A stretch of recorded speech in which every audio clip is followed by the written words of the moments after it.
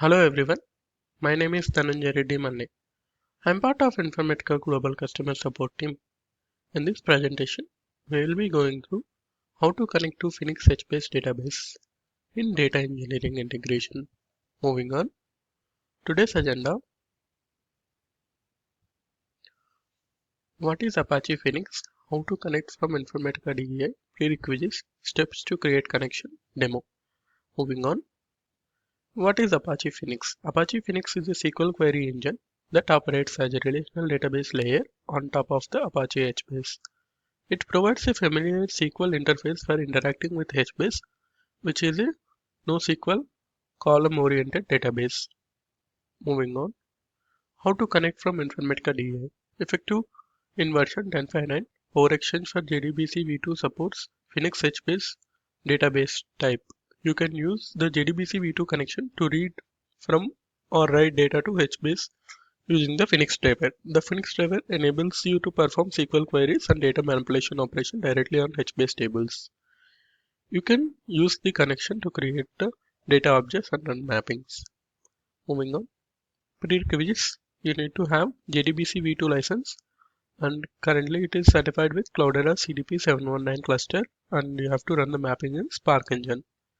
Moving on, steps to create connection. You have to download the type 4 JDBC driver jar for Phoenix HBase, and then you have to copy it into the Info connectors third-party Informatica JDBC v2 common, and then you also have to copy the HBase site XML into the same location, and after that you can create the connection.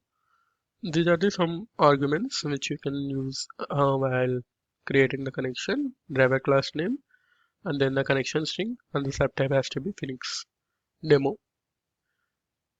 Going back to my server mission, here you can see in my server in the info home I have already placed the HBase site XML as well as the Phoenix jar.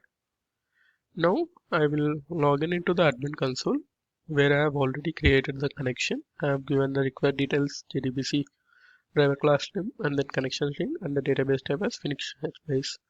Once the details are given, you can perform the test connection.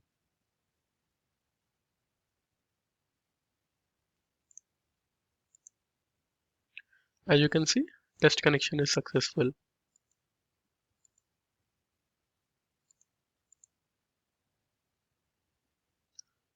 You can go through this document for more details. We would like to hear from you on our social media handles. Please give us your valuable feedback over there. Thank you.